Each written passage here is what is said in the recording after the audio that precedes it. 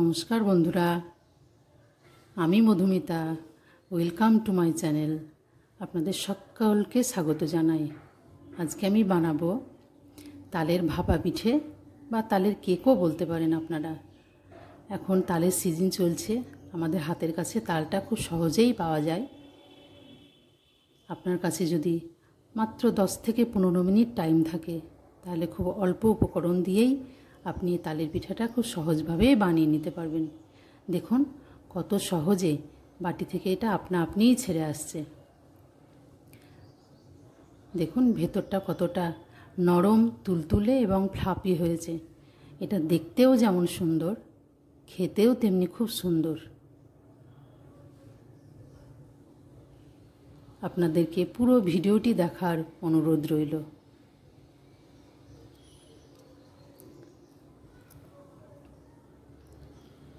দেখুন ভেতরটা অবধি খুব সুন্দরভাবে এটা সেদ্ধ হয়ে গেছে।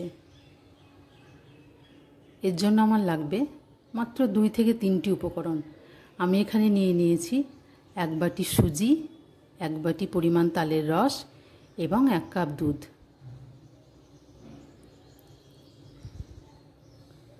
এখানে একটা বাটি নিয়ে নেব আমি, এবং তাতে সব মিশ্রণগুলো একসঙ্গে মিশিয়ে একটা ব্যাটার তৈরি করব।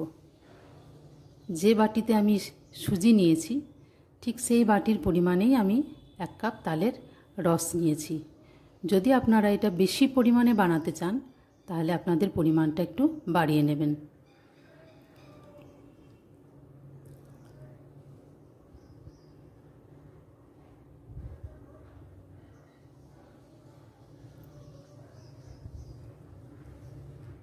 খুব অল্প অল্প দুধ দিয়ে আমি এটা একটা ব্যাটার তৈরি করে নেব। সম্পূর্ণ দুধটা একবারই ঢেলে দেবেন না, নইলে এটা পাতলা হয়ে যেতে পারে।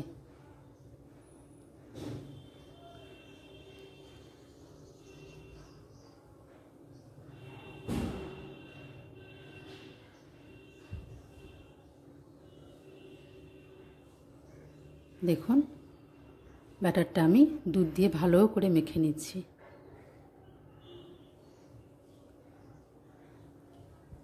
খুব পাতলাও হবে না, খুব ঘনও হবে না।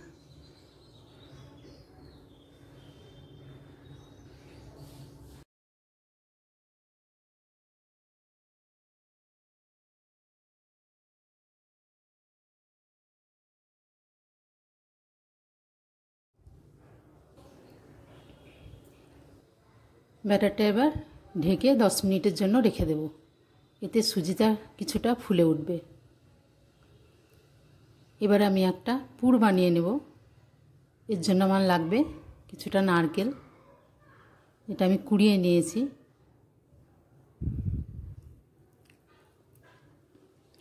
নিয়ে নেব কিছুটা চিনি এবং নিয়ে নেব 1 চামচ মতো গুড়। ভালো করে মাখিয়ে নেব। আপনারা চাইলে পুরোটা গুড় দিয়েও বানাতে পারেন। দেখুন আমার পুরটা রেডি হয়ে গেছে।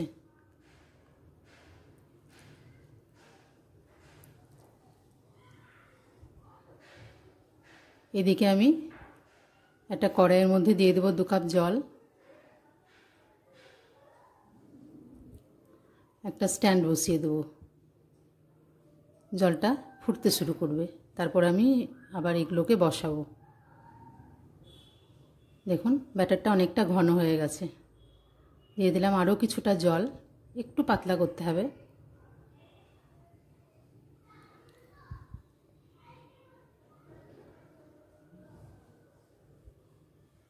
এই দিয়ে দিলাম এখানে 1 প্যাকেট ইনো।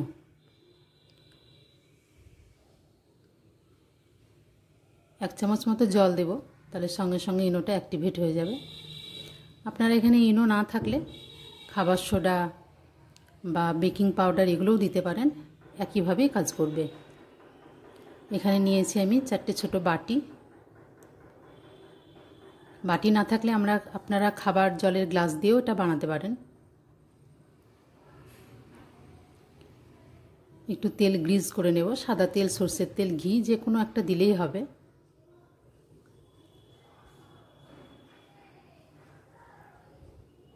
বাটিগুলো রেডি হয়ে গেছে। একটু তেল দিলে কেকটা ভালো উঠে আসবে পিঠেগুলো।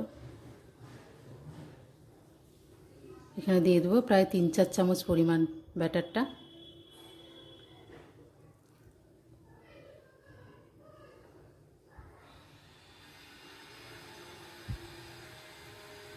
দিয়ে দেবো পুরগুলো, যেটা নারকেল দিয়ে বানিয়ে রেখেছি।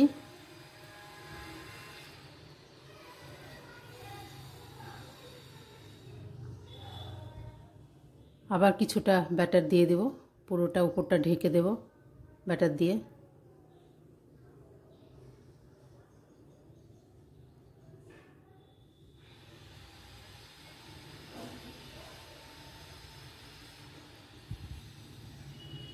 এভাবে আমি 4টে বাটি রেডি করে নেব। এদিকে আমার জলটা ফুটতে শুরু করেছে, আমি উপরে দিয়ে দিয়েছি একটা থালা, ফুটো থালা, যেটা সবার বাড়িতেই থাকে।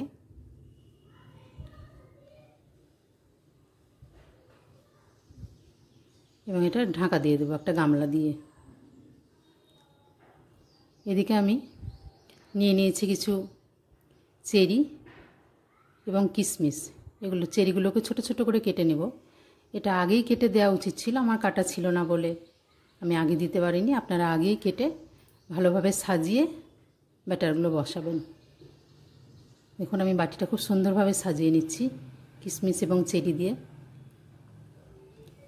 আপনারা এখানে কাজু, আমন্ড যে কোনো জিনিস দিয়েই সাজাতে পারেন।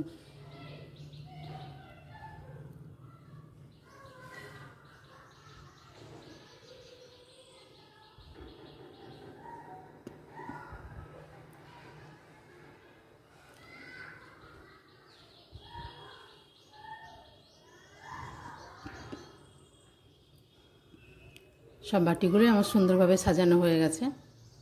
দেখুন কেকটা অলরেডি ফুলতেও শুরু করেছে।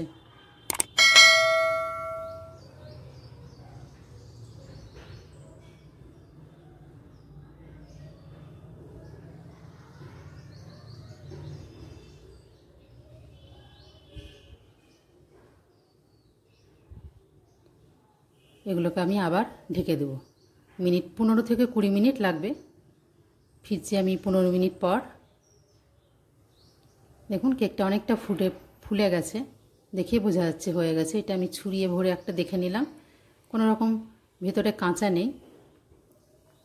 আমার এগুলো হয়ে গেছে। আপনারা বাড়িতে বানিয়ে খান এবং আমাকে কমেন্ট বক্সে অবশ্যই জানান, এবং আমার চ্যানেলটিকে অবশ্যই সাবস্ক্রাইব করুন, লাইক করুন। ধন্যবাদ।